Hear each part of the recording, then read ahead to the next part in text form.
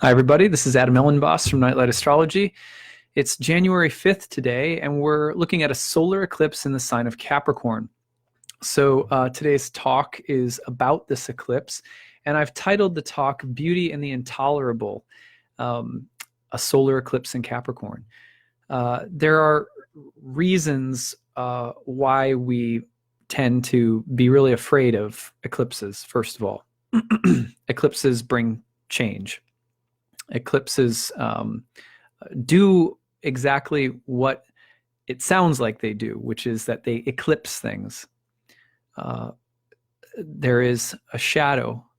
Circumstances come across our life in a way that we cannot control, that feels as though something has moved right across our direction. You're going in a straight line. What's the superstition? You don't want a black cat to cross your path. You don't want something to come right across and block you while you're moving forward. But eclipses are like that. It could be a solar eclipse, a new beginning, an eclipse that has something in store for us that is brand new. But the way that it is going to introduce that newness into our life is through an eclipsing of some kind. There are so many different ways that this can happen, and this looks different in everybody's chart. And today, I want to talk about the specifics of what a solar eclipse in Capricorn tends to look like. And I want to do it in a kind of roundabout manner because not a lot of people talk about a solar eclipse in Capricorn in terms of beauty and intolerability. These are two things that really come to my mind when I spent time this morning meditating on this eclipse and the themes of this eclipse. So I've called this talk Beauty and the Intolerable, a solar eclipse in Capricorn. And I think you'll see by the time we're done that it actually makes really good sense. So first of all, some very simple things that you can do to check out this eclipse in your own birth chart and see how it might be affecting you. First is, again, kind of using the whole sign house method. Look at the house of Capricorn. Look at which whole sign house Capricorn occupies and think about the topics of that house. Think about newness occurring in that area of life, significant new chapter that's getting started, and it's going to take a while because these eclipses in Capricorn are going to be occurring and in Cancer for the next year and more. So think about newness coming in right now in this area, and think about an ongoing focus in this area and these topics.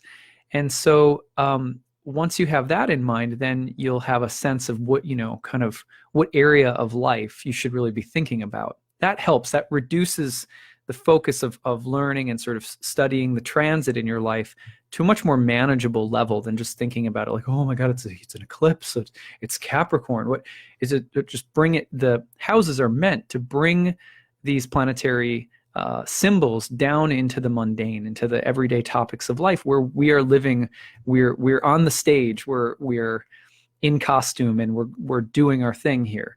So it's helpful to bring it down to that level.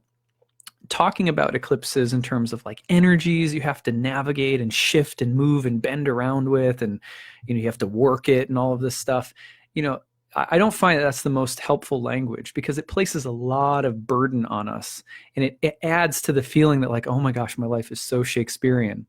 It's like, well, in a sense, everybody's life is Shakespearean because we're all here and there's only one exit that we all have to take, which is death, right? Like that's kind of the bottom line. So in a sense, we're all going to live and then we're all going to die. And that's pretty Shakespearean, right? It doesn't really get much more Shakespearean than that in a sense.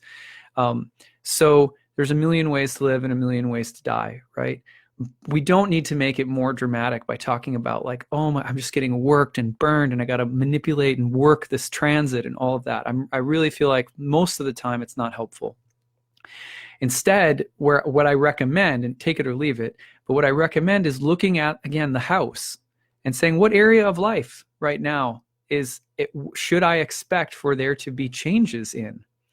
And just that information alone, when the changes start naturally unfolding, when you just start going about your activities in the next months, in the next year, when they start unfolding in that area, you will know I'm in step. Like I'm walking my destiny path. And that alone elevates your consciousness and shows you what you need to do without heaping on all of the rubble and confusion of like, I've got to navigate some energy field or something like that. So I really recommend taking it out of this kind of like hyper energy AI navigating system analogy. It can work. I don't want to be like policing people who that really works for you, then fine. But like, take it into that topic of the house. If it's in the ninth house, are you planning on traveling abroad? Are you learning? Where's your faith life at? Are you in school right now? If it's in the 10th house, what's going on with your career? If it's going in the 8th house, what's happening with a partner or spouse's money or resources? Like, keep it really simple, because the simpler it is, in a sense, the more space that you create to relate with it in. The more stuff we fill in with trying to understand astrology, the more stuff we cram in, the more stuff we have to personally manage or deal with or sort out or decode or whatever.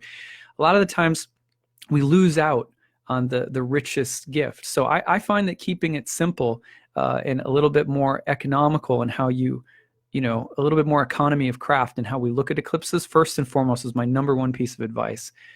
Just look at the house, figure out which topics are going to be highlighted. If you use a quadrant-based form of house division like Placidus, just look at 15 degrees Capricorn. What house does that fall in? You could do it like that. Okay, so that's first. I promise I won't get on too many more soapboxes. Too many more. So, all right. What about a Capricorn eclipse? If you want to know a lot about the whole Capricorn-Cancer dynamic back and forth, I recommend that you look at my YouTube channel and check out the 3-part series that I did on the nodes of the moon in Cancer and Capricorn, because that's going to cover the whole back and forth between the two much more comprehensively. Today, what I want to focus on is the meaning of a solar eclipse in Capricorn. Okay, so first of all, the angle that I'm taking to this is sort of a riff on what a lot of astrologers are saying. A lot of astrologers right now, I think reliable, good astrologers, and I've some of my favorites or whatever also have been saying very similar things, which is, solar eclipse in Capricorn, you got something about newness, right? And then added to newness, what do you have next to newness? You have Capricornian newness or Saturnine newness, which usually means it's about setting a plan in place, right? Like having a strategy, getting down to the foundation of something, setting a foundational a foundational intention. Like, I'm going to climb this mountain. I'm going to do this project. I'm going to build this scaffolding upward. It's like, so that's pretty typical, and I don't disagree with it, right? A solar eclipse in Capricorn is like, here's the work, here's the project, here's the new thing I'm going to have to do. I'm going to have to roll up my sleeves and sort of, I'm going to have to Billy Goat this thing. I'm going to have to just, work really hard and take it step by step and be methodical, disciplined, relentlessly ambitious, etc. And it's kind of like, usually there's also a feeling of having, hit the bottom somehow. Just being done with something usually accompanies this. So we say to ourselves, I can't take any more of X, Y, or Z. And therefore, I'm going to sort of build my way upward. I'm building a new thing. Where does that sense of being done with something come from? And that really comes from two things. You could look at the seasonal quality of Capricorn, the wintry quality, the light is at its lowest, that seasonal archetypal association. We're at the rock bottom of the solar year. So there's only one place to go now, and that's up, right? So in a sense, that's a part of the seasonal symbolism of a solar eclipse in Capricorn. You have reached the darkest place with something, and now it's time to build a new plan. Okay. But there's also an element of Saturn that says yes to things by saying no to things. And I've said this before in some of my talks on the nodes. Capricorn is really, in many ways, a planet of negation, planet that says no to things. But just like a carver. Actually, when I was a kid in Minneapolis, there was this, I'm going to forget the name of it, but there was a winter parade like every season, every winter and holiday season in downtown. And they had these elaborate ice sculptures. And you could actually watch them being made, where people were very carefully and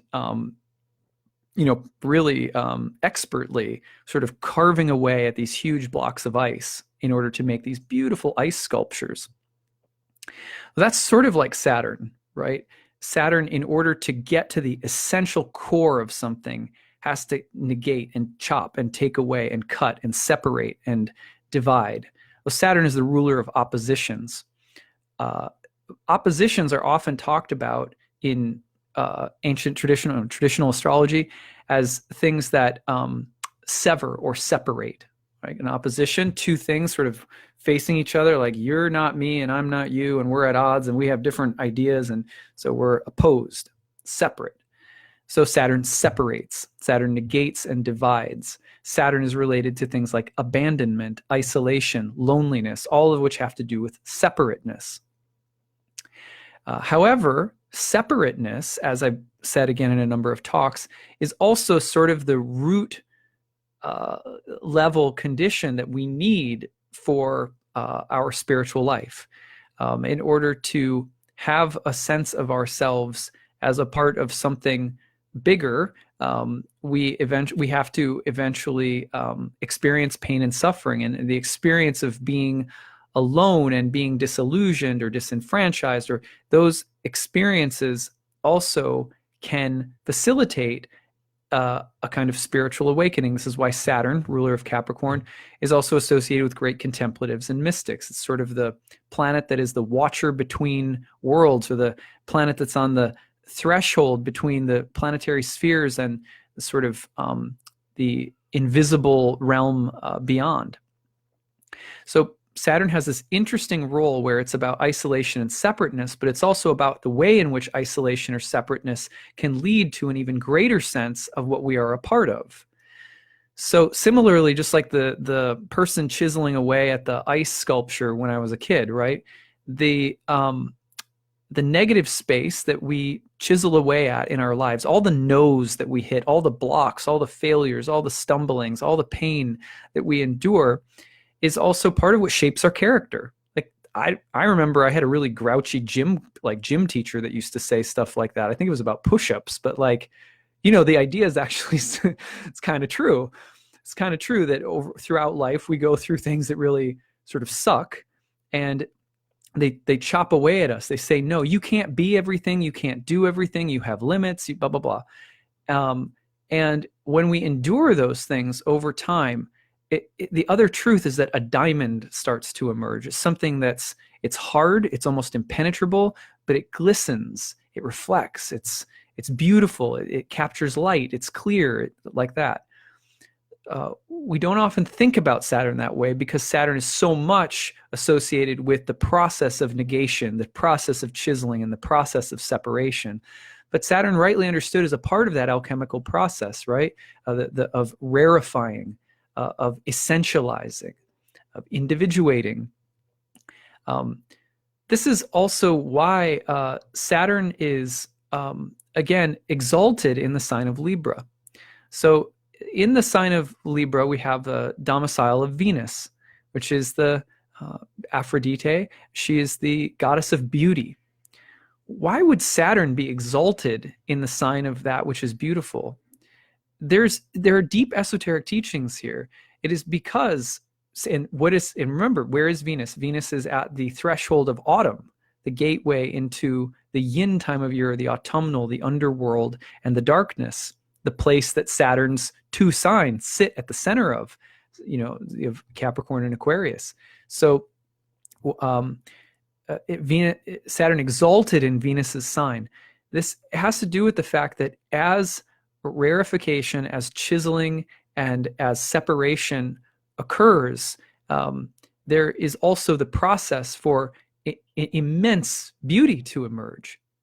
How does that happen in Greek myth? Well, who is it that where does the castration happen? From Saturn to Uranus, and who is born of the result of that castration that Saturn performs? Saturn is the eliminating, right? Saturn is the cutting off.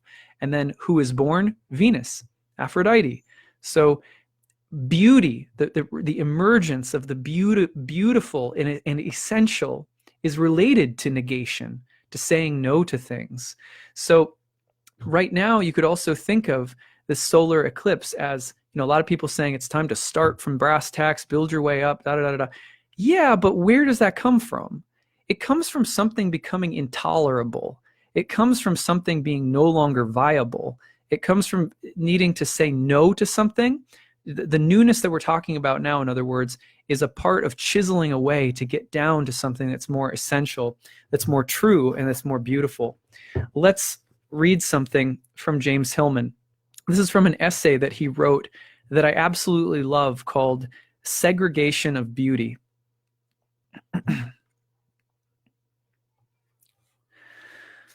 Beauty is permitted to make its appearance only in certain scenes: high fashion, cosmetics, restaurants, art galleries, museums, beautiful food.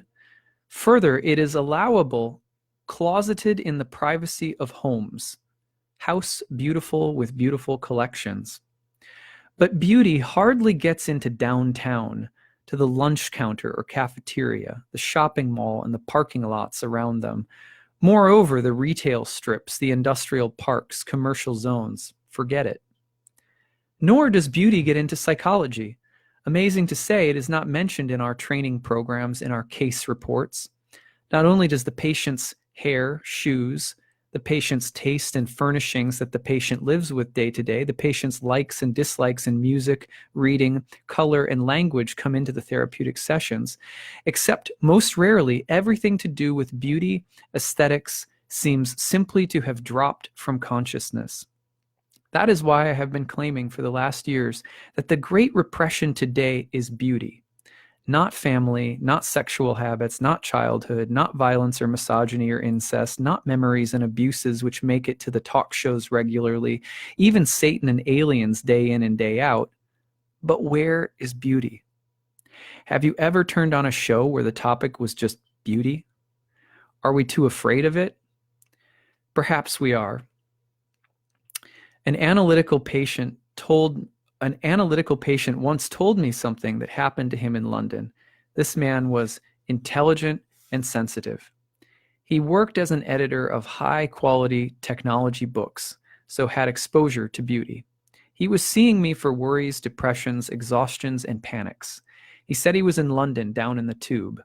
There, a trio of musicians who earned money playing at the station were set up with the hat open for contributions. He, being urbane and hip and cool, said to himself, no, not this crappy stuff, this kitsch. And then the trio stuck the first notes of Bach. It pierced his heart. He could not take it, and he fled from the platform back up the escalators. It was too beautiful. Nothing stirs the heart, quickens the soul more than a moment of beauty. We stop, we flee, we gasp. A passage in a song, a scene in nature, the person's face, eyes, hair, a bird suddenly seen, suddenly gone. Sometimes it is almost too much, and like that patient, we flee up the escalator to stay untouched, unmoved. Plato was the first to show the intimate connection between love and beauty. He said, love desires the beautiful. Or to put it another way, the beautiful arouses, awakens love. Just as each of us knows that when we fall in love with something, someone, everything becomes beautiful. For me, this means that maybe we fall in love in order to find something, be in touch with something even more important than love, beauty. A thing of beauty is a joy forever, said Keats. Beauty offers that forever, something beyond, and perhaps that is why we are afraid and do keep beauty segregated. It is too much. So I really like that because when we talk about a solar eclipse in Capricorn, in Saturn, a lot of the times we're talking about building upward, a new foundation, et cetera, but we forget why we're doing it, which is that most of the time something in our life has become intolerable and lacking in beauty. which Saturn actually appreciates, because the hidden secret of all oppositions, which Saturn is the ruler of, is synthesis, is union. And just like Saturn's castration leads to the birth of Venus, and just like Saturn is exalted in the sign of Venus, this solar eclipse can't be about just building and scaffolding something new unless it's honestly about the intolerability, the complete mundaneness of some area of our life that is lacking in beauty. Because we can't be the version of Saturn that is like the man in the subway, in the story that Hillman tells us. A real moment of beauty sends him into a panic. He flees out from the scene. And remember, this is an underworld scene, interestingly enough.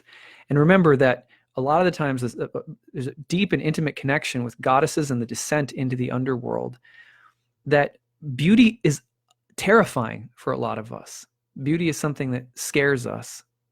So my message, in a sense, for us right now is, whatever we're going to build, may it be based on some level of the intolerance that we have for something in our life that is not beautiful, that is not exposing us to beauty and love on an everyday level.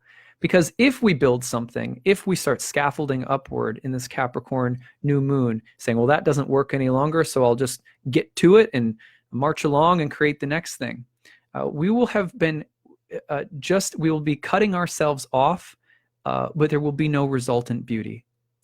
There will be no resultant flourishing or flowering, no ability to be surprised.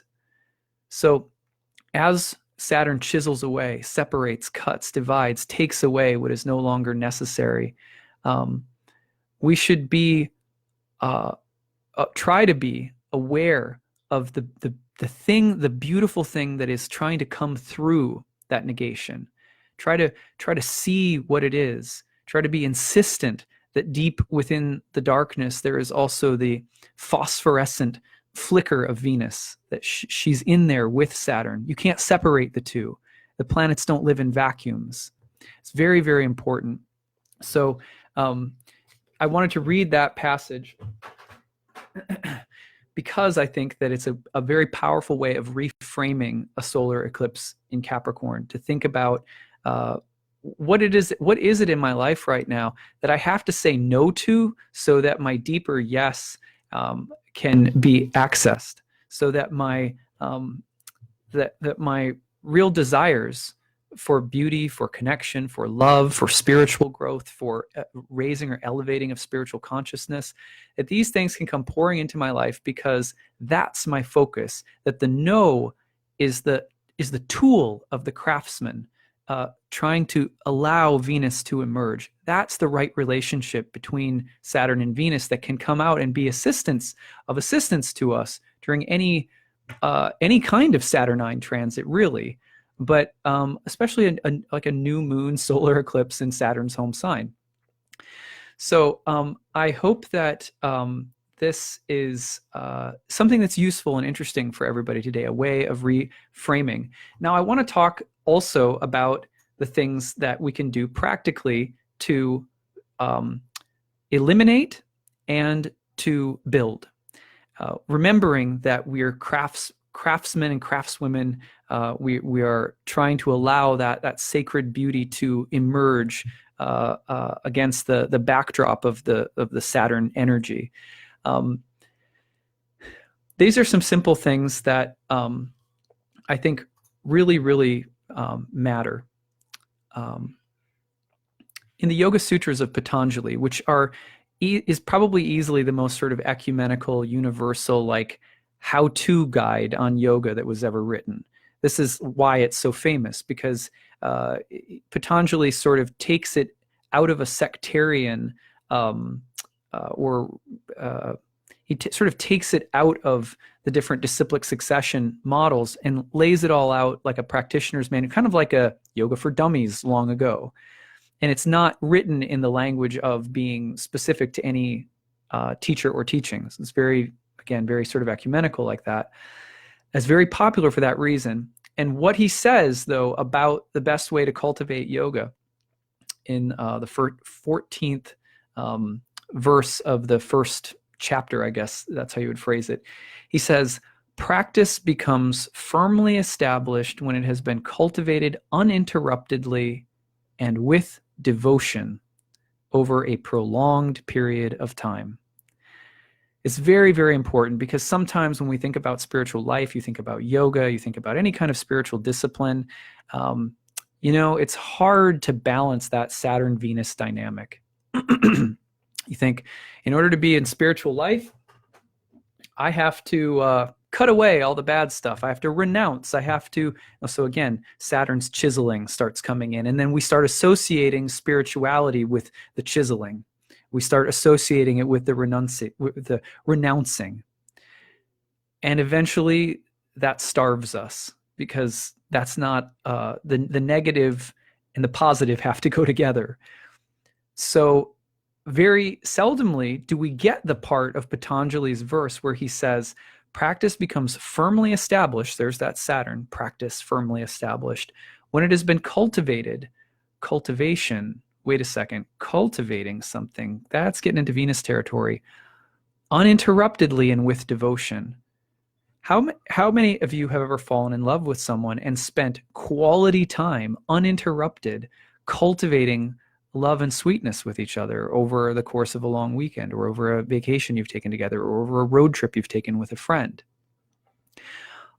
Cultivating spiritual practice becomes firmly established when we practice consistently over a long period of time with devotion.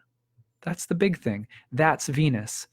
Venus is connected in the ancient world to the cleanliness and beauty and alignment and harmony of temples, the inside of a temple, the flowers, the altar, the fragrance, the smells, the colors.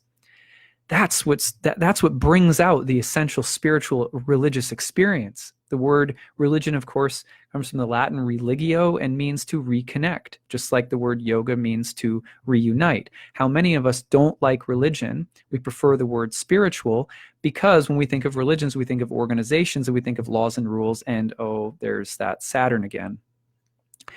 But religion, the word religion, just like the word yoga, is about an experience. The religious experience, the spiritual experience, the yogic experience is very Venusian. It brings forth something where we are united, we are joined with something, and it's beautiful. It stirs us. It brings ecstasy. It brings bliss, and it can bring bliss in all different kinds of experiences, even the ones that look like they should be really, really good. We can experience as unusually depressing, sad, but even it's interesting and kind of beautiful that it's sad and tragic, even though it should be good. Or reverse, we can have a really difficult situation emerge, and we can be like, this is ecstatic and beautiful and interesting, and I know I should be bummed, and I am, but it's also so beautiful. That's Venus does that. Venus is the harmonizer. She brings unlike things together. And she creates the space for that thing to emerge, that beautiful. She is the thing that it's emerging, really. This is why when she's born on the ocean, she's adorned instantly. She's naked and then immediately adorned.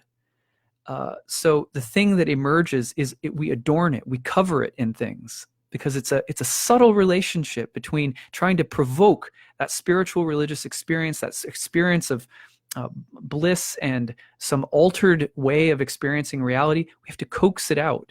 We have to adorn things and create space for it to come out. And we have to carve out the space to do that work within. So it's a Saturn-Venus dynamic again. You can't have spiritual life without learning how to say no to things that don't allow you to create the space so that the beauty and love can emerge. You have to have some element of renunciation, of cutting, dividing, saying no to things. But that's not the focus of spiritual life, right? That's a tool. That's a part of the process. But it's in service to. It's really in many ways it's in service to. It's a tandem with the Venusian experience, which coaxes the beauty and love in our consciousness to come out. So a solar eclipse in Capricorn is in some ways, yes, it's about creating the bricks and mortar of the temple, right? We might need a new temple. The foundational new thing needs to start. But let's not forget what we're trying to fill the interior of that space with. Why are we carving away at things? Why are we saying no to things? Why are we getting clear? What is it that flicker, that flame in the darkness? What is it that we see? What is it that we desire in terms of a quality of life, or in terms of our relationships, or our job, or our health? That we have to stay close to that during the process. You can't lose relation or association with that. So first of all, in order to build whatever it is that we want to build right now, we have to, the building will work, it will become effective when we stick to the process with love and devotion. That's what Patanjali says. Practice becomes firmly established when it has been cultivated uninterruptedly and with devotion over a prolonged period of time. So there is a beautiful give and take between the beauty and the law. The law, similarly, Immanuel Kant, a great philosopher, once said, there are two things that fill me with awe: the starry skies above and the moral law within. So there's also, in some ways, we have to, again, understanding Venus and Saturn as a kind of tandem right now. I think that that's where we need to go with this. Okay, so one of my spiritual teachers has some very practical advice for building a new, whatever, you're trying to build a new phase in your life to hold a new experience that you know you need right now. He has something that he calls an MVT list, which I just love. It's a most valuable task list. And he says, first of all, think about that spiritual essence. What kind of consciousness are you trying to bring into your life? And think about what kinds of things tend to provoke or draw out that consciousness within you. It's natural to all of us that we can have happiness, peace, contentment. What are the activities in your day that can bring that out, even if it's for a very short period of time? Those are our most valuable tasks. We should make a list of them. And as radical as this may sound, and I know because I have a million other things that I have to do every day that seem like they should be at the top, make those the priority over everything else. Because when we learn how to say no to all of the things that don't matter, so that we can just have, even if it's 20 minutes of space every day to bring out those most valuable things that start cultivating more of that quality of consciousness, that naturally gives us the intelligence over time to start building the bigger temple. Sort of like if you go into a room that's really trashed and you see everything's trashed everywhere and you're like, oh, I'm never going to get all of this done. It's just crazy. It's impossible. So I'll just keep doing the rest of the things that I've been doing and I'll just leave it. If you find one thing that you can do that's very small and focus on it very carefully, and then once you've accomplished that, not thinking about anything else, then take something else, little by little, the whole room gets clean. Anybody who's ever had to deal with a big mess knows this, right? You just have to block out the hugeness of the problem and focus on something that's manageable. Similarly, with a most valuable task list every day, you may have a big long-term goal, super Capricorn. You want to rebuild your life. But if you're not rebuilding your life by prioritizing simple things every single day, that is really about the quality of consciousness that you're trying to provoke or build by whatever the big external thing is, you won't get there, because you may build a big structure of some kind. But if all along the way you weren't building the sacred flame and altar to fill that structure with, by having a most valuable set of spiritual priorities every day, it won't matter what you've built. It will become just as empty, and there'll be another eclipse someday. Do you know what I mean? So this is something to cultivate. It's there. It's my friend Jeremy, I saw him here a while ago. I don't know if he's still here or not, but he wrote a book about Jean Gebser called The Ever-Present Origin. He wrote about Gebser, and this is the ever-present consciousness that we're all a part of.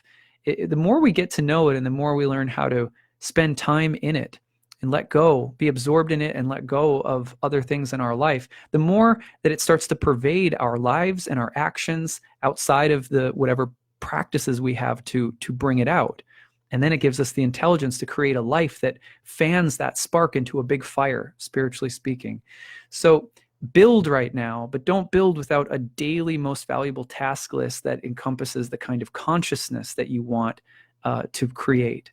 I think it's very, very important because it takes cultivation and love and devotion. How could you build the big thing? Like maybe you're trying to move or shift jobs or careers, or you're trying to do a different kind of relationship. How could you possibly get the result you're wanting to get if you're not trying to cultivate the quality of consciousness that you see in whatever area of your life, in your day-to-day life right now?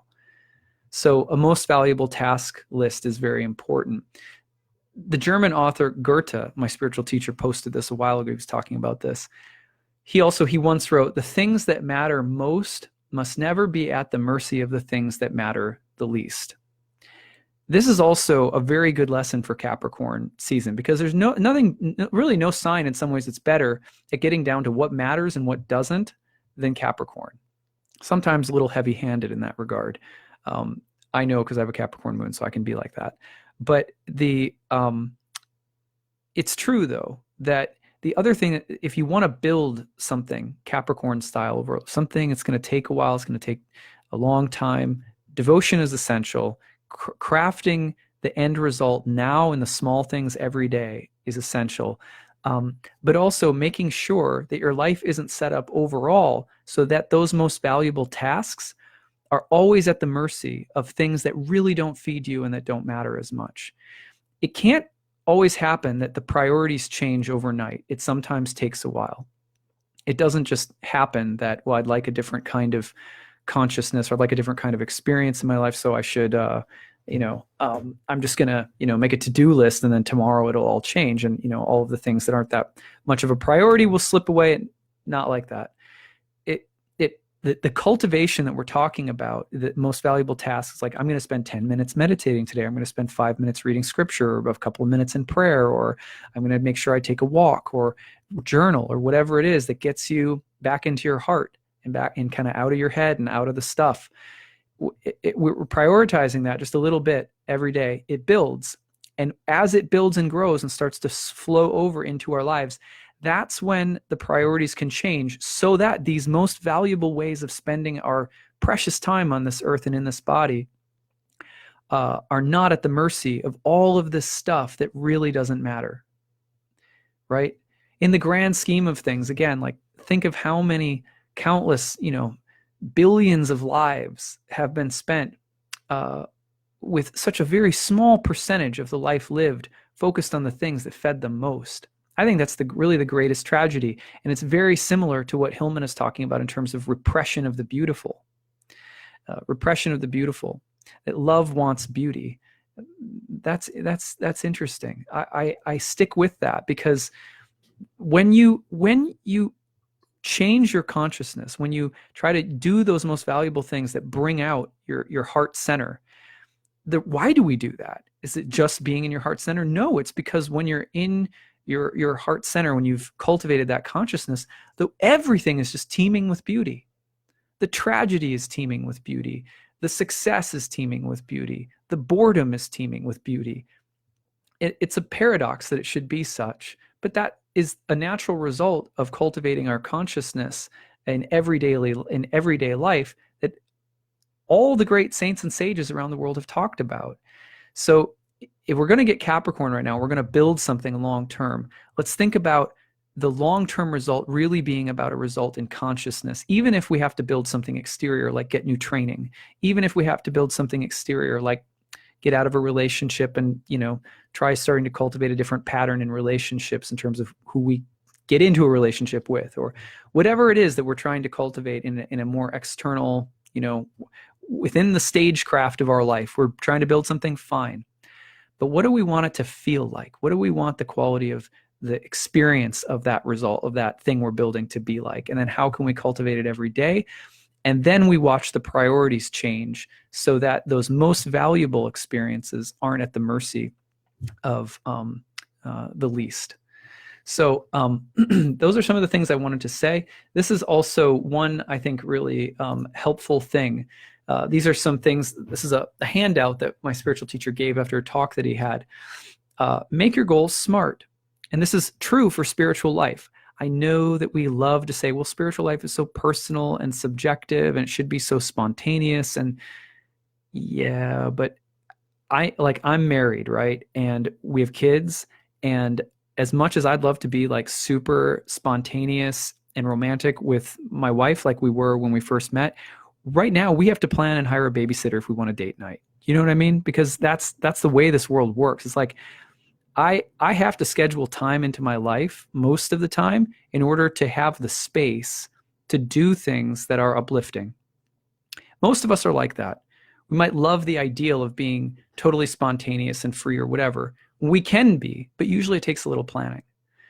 I have wonderful, like, I would say now, you know, the quality of like our romantic outings together are still awesome.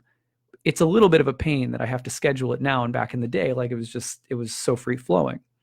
But like that's for a lot of us, like that's how life is. And when we schedule things, when we plan things in our lives, that doesn't mean that we have to experience the things we're planning with any kind of methodical rigidity. So in other words, you might have to make your goals specific, measurable, attainable, realistic, and timely. That's SMART. Specific, measurable, attainable, realistic, and timely. It's just being smart about the goals that you set for yourself every day to cultivate something. That might feel a little rigid, to get a legal pad, to write it down, to be planned, to be a little methodical, to use a clock, but that doesn't mean that the interiority of those experiences can't be totally idiosyncratic, unique, flowing. It doesn't mean that they have to be sterile or that they have to be rigid or anything like that. The truth is that a lot of us say we want spontaneity, and then we want organic, experiences. We don't want to have to be too rigid or planned, but then we never do it. We never do it because we don't ever end up finding the time. So this is a strategic thing that I think is very important, and it's pretty Capricorn really. But remember, the Capricorn, the Saturn, is trying to create space so that the Venus can also come through. So another simple example is break larger goals into smaller tasks. Don't say I'm going to meditate 30 minutes a day for starters. Say I'm going to shoot for 30 minutes within a year. I'm going to start with 10 minutes per month for the first 3 months. And then I'm going to up it to this. And then I'm going to up it to that.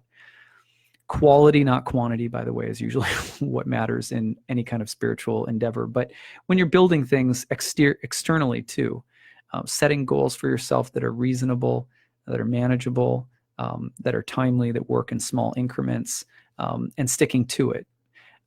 That's surefire Capricorn advice. Create accountability.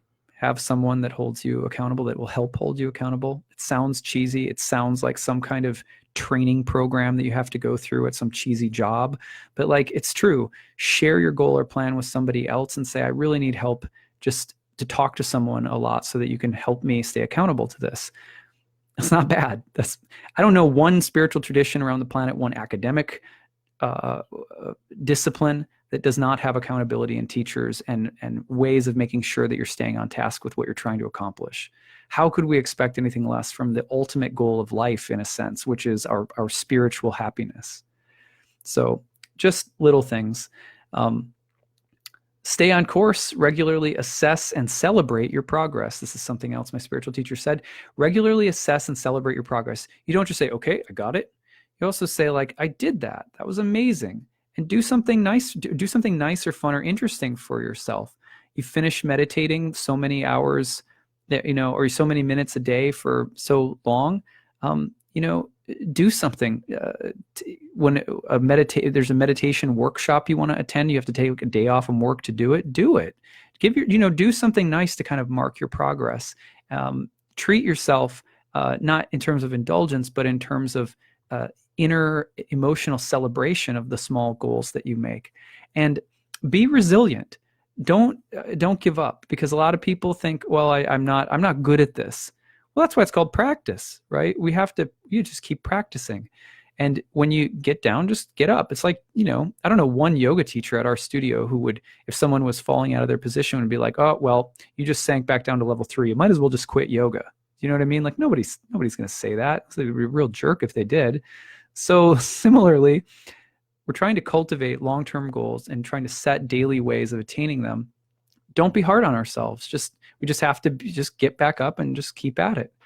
And along the way, often what emerges is so cliched, but what emerges is the feeling of, I don't care whether I ever get somewhere or not. This process is making me feel healthy, confident. It's helping me see beauty in things and so forth. So, yeah. If I like this quote, if you don't know where you're going, any road will take you there, right? But if you have some idea of where you're going, then you need to get more specific about how to get there. And it's a Capricornian kind of reality, but that does not mean that it can't be filled with beauty and love. So that's what I have to say today. I hope that this was interesting, and I hope that it inspires you to have a good, beautiful experience of this eclipse, and that you see more closely the relationship between Saturn and Venus. So I'll take questions if there are any. Let me just look up here.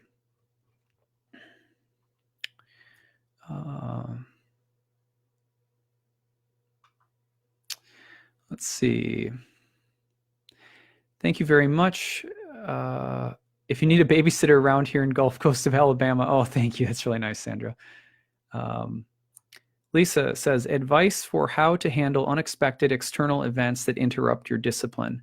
This often happens to me, and then I have a hard time getting back on the horse. Well, first of all, it's natural, right? Like disruptions are going to happen. So we have to kind of anticipate them in our practice. We don't have to stay anxious for them, but we kind of have to have a plan. Here's how I respond to unexpected disturbances. For example, for me, it doesn't always work, I promise you, but for me, one of the things that I do is when an unexpected disturbance comes, I imagine in my mind that unexpected disturbance is an angel messenger, and that I get curious about the angel. What is its shape? What is it bringing? What is it saying? That I don't believe that this is something that's interrupting me. I believe that this is something that's speaking to me. So when I sort of personalize it and look at everything in terms of instead of disruption, it's divine intervention. I mean, I know some people are going to be like, that's cheesy, I can't do that. But like, it works for me. It really does. Because then I can get curious. And for me, curiosity is the gateway into beauty. I think they're close together. It's like the birds that get attracted to shiny objects that everyone else thinks of as, oh, just some stupid, reflective piece of tinfoil or something. Like the bird collects it. So I think we have to collect our disturbances and get curious about them, because the curiosity about what is in them, I think, is filled with beauty, and sometimes is the real point of the practice. The other thing that I would say, though, is that that doesn't always work. It's natural to get frustrated. Forgive yourself for getting frustrated. Don't be hard on the things that interrupt you either, because if you're doing a spiritual practice, you get interrupted and you show intolerance. A lot of the times that turns people off from spiritual life. That turns people off from, they'll be like, oh, that person's just a fanatic. Like they're sitting there praying or meditating. They're supposed to be peaceful, and actually they're like a jackhammer of intolerance and intensity. Like, oh, I guess I was right about that. Stay away from the yoga or whatever. So we have to be careful about how we respond, because the sacred experience that someone or something might interrupt us with is also a messenger to them. It's also something that's going to speak to them. How we respond to being interrupted is very important. So there's an exchange. The other thing that's important, though, just structurally speaking, is like, have a do not disturb sign, and just be, unless in case of a dire emergency, be inflexible about keeping your space. I mean, it's worth it. At the end of the day, what do we have to give to everything else in our life if we aren't totally focused on making sure that we take our spiritual time for ourselves every day? I have, my wife and I have that. So sometimes you have to take turns. I have another spiritual teacher in my life who said something to the effect of, sometimes you have to lock yourself into your own bathroom or a closet. Just bring a flashlight, right? we have to get sort of absurdly protective of that sacred space that we need for ourselves. And I don't think that it's extreme to do so, because, you know, once you're in that private space, a lot of times I'm thinking of this as a private kind of interior practice, taking that time even.